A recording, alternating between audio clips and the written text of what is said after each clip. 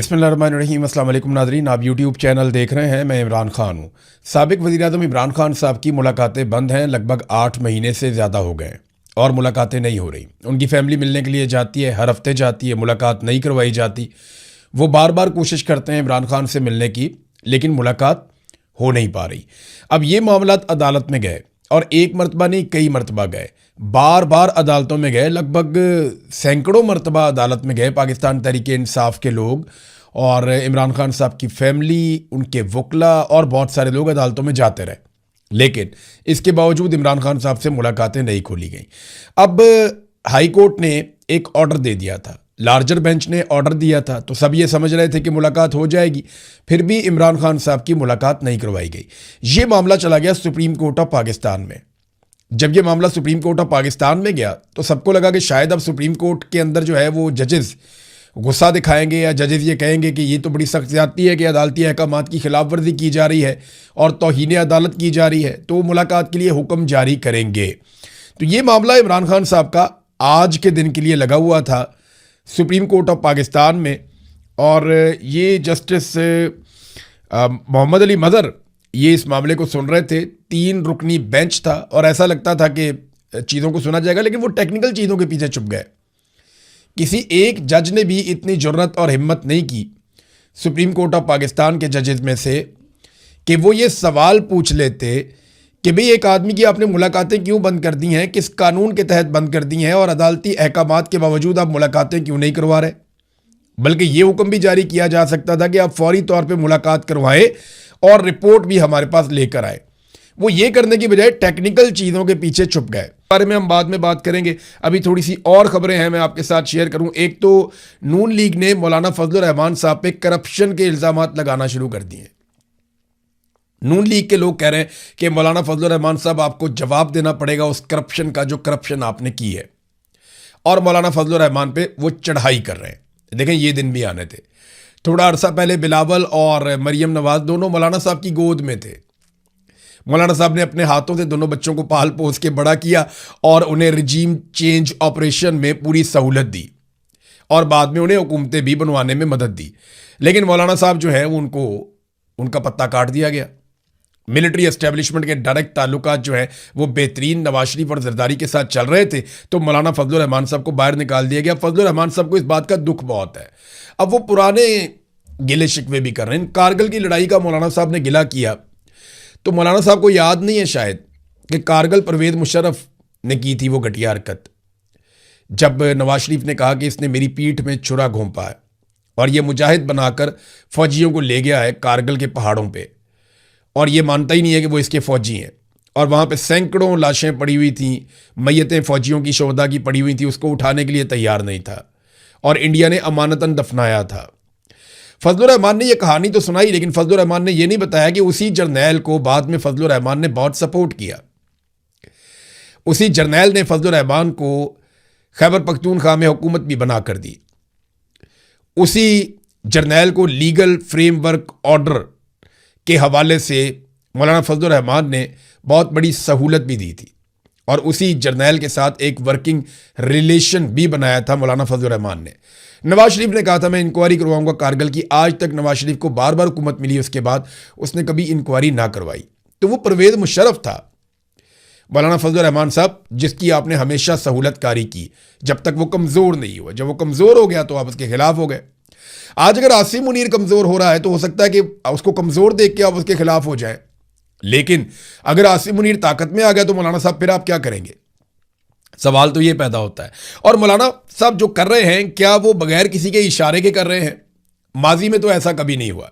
मौलाना साहब हमेशा एस्टेब्लिशमेंट की तरफ से खेले हैं और यकीन दहानियों के बाद खेले हैं। बगैर यकीन दहानियों के मौलाना फजलुर रहमान साहब ने कभी कुछ नहीं किया।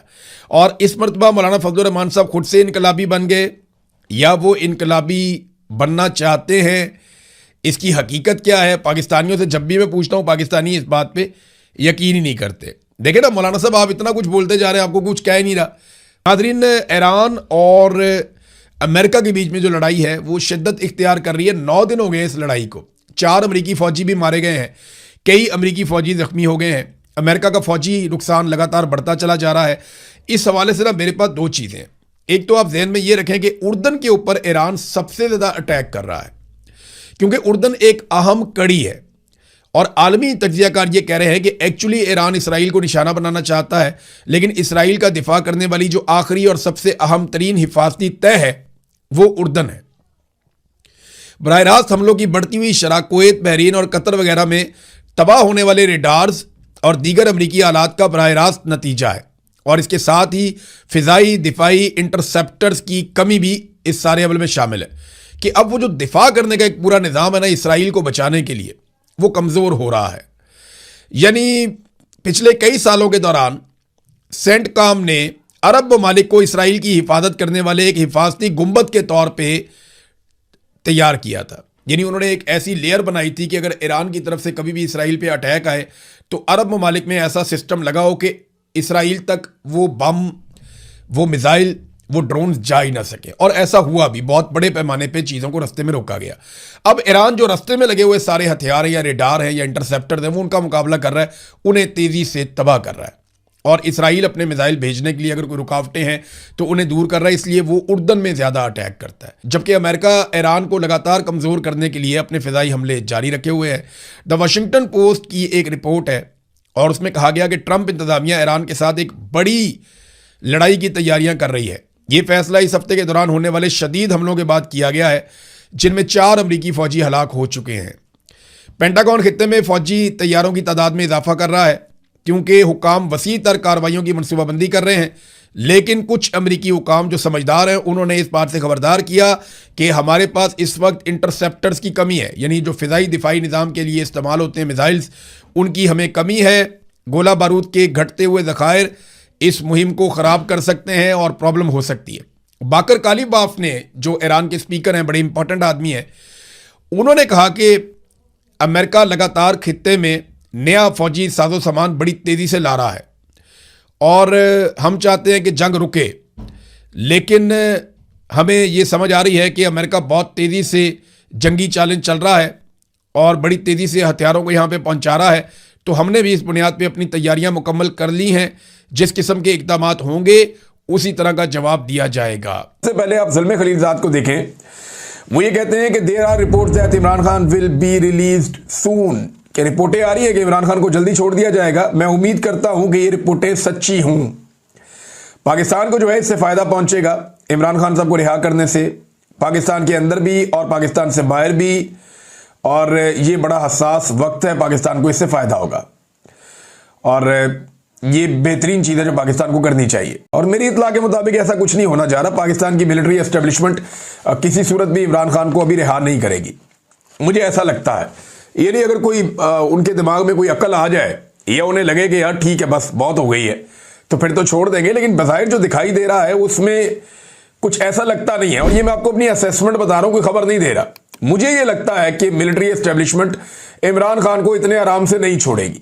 वजह यह है कि वो इमरान खान को या इमरान खान की सोच को या उसकी पॉपुलैरिटी को अपने लिए खतरा समझते हैं। अब ये ज़ल्मे खलीलज़ाद ने जो दूसरा ट्वीट किया उसमें उन्होंने ये कहा कि इमरान खान साहब की जो मुमकिना रिहाई है पाकिस्तान की मिलिट्री एस्टेब्लिशमेंट को, और यहां वो फैसला कर सकते हैं कि उन्होंने अब अक्लमंदी वाले रास्ते पे जाना है या उसी रास्ते पे चलना है जिसपे वो 3 साल से चल रहे थे। वैसे उसी रास्ते पे चलेंगे तो उसी तरह का नतीजा होगा जैसा पहले हुआ था। और हर बार ये नहीं होगा कि पाकिस्तानी कौम जो है वो गैर मशरूत तौर पे आगे साथ खड़ी हो जाएगी। देखिए, और आर्मी चीफ के पास इख्तियारात और ताकत इतनी ज़्यादा होती है कि उन्हें ये लगना शुरू हो जाता है कि वो अन्नदाता है। उन्हें लगना शुरू हो जाता है कि उनका सिक्का चलता है, जो फैसला करेंगे मुल्क वैसे चलेगा। प्रैक्टिकली होता भी है, लेकिन आइन में नहीं लिखा हुआ, आइन में इसकी गुंजाइश नहीं है। अब एक लीडर है, उसने जवाब दिया जेल से बैठकर, और ये इमरान खान ही जवाब दे सकते थे और तो किसी में जरूरत है नहीं। इमरान खान ने कहा कि आसिम मुनीर की जानिब से पाकिस्तान में हार्ड स्टेट का जो तसव्वुर फ़रोग देने की कोशिश की जा रही है वो बिल्कुल गलत है।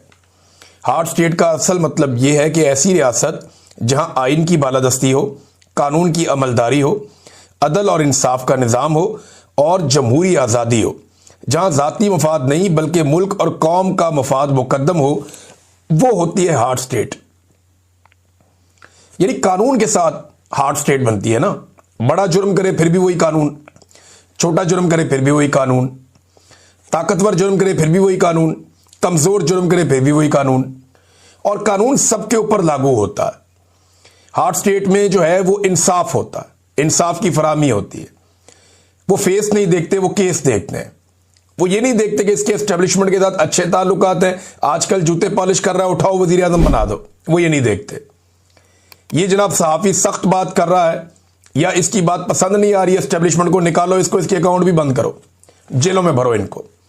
तो हार्ड स्टेट का और जो सॉफ्ट स्टेट का एक जो बिल्कुल एक गलत किस्म का इमेज बनाने की कोशिश की गई। इमरान खान साहब कह रहे हैं कि जनाब हार्ड स्टेट वो होती है जहां आइन की बालादस्ती हो, कानून की अमलदारी हो, अदल और इंसाफ का निज़ाम हो, जमहूरी आज़ादी हो, ज़ाती मफाद नहीं बल्कि मुल्क कौम का मफाद मुकद्दम हो। जबकि आसिम मुनीर की हार्ड स्टेट से मुराद कैसी रियासत है? ये इमरान खान साहब बता रहे हैं कि आसिम मुनीर की हार्ड स्टेट से मुराद ऐसी रियासत है जहां जमहूरियत के तमाम सतूनों को कुचल कर आसिम ला नाफिज हो। याद रखें, अवाम की ताईद और हमायत के बगैर किसी भी मुल्क में हार्ड स्टेट का क़याम नामुमकिन है। जो मुजालिम आसिम लॉ के तहत ढाए जा रहे हैं, इनसे रियासत हार्ड स्टेट नहीं बल्कि इसकी जड़ें मजीद कमजोर हो रही हैं। नाज़रीन, इमरान खान साहब ने कहा था कुछ अर्सा पहले कि उनको बार बार पेशकश की जाती है। कभी कहा जाता है पाकिस्तान से बाहर मुंतकिल कर देते हैं, कभी कहा जाता है बनीगाला मुंतकिल कर देते हैं, कभी कहा जाता है कि आपको जनाब आज़ाद कर देते हैं। यानी बार बार इमरान खान साहब को डील ऑफर की जाती है और इमरान खान साहब इनकार कर देते हैं। आज से कुछ अर्सा पहले मोहसिन नकवी ने इमरान खान साहब को मुखातिब करते हुए ये ट्वीट किया था कि इमरान खान साहब बताएं आपको किसने डील ऑफर की है। कोई आपको डील ऑफर नहीं की, और बड़ी बड़ी बातें कर गया मोहसिन नकवी उसी एक ट्वीट के अंदर।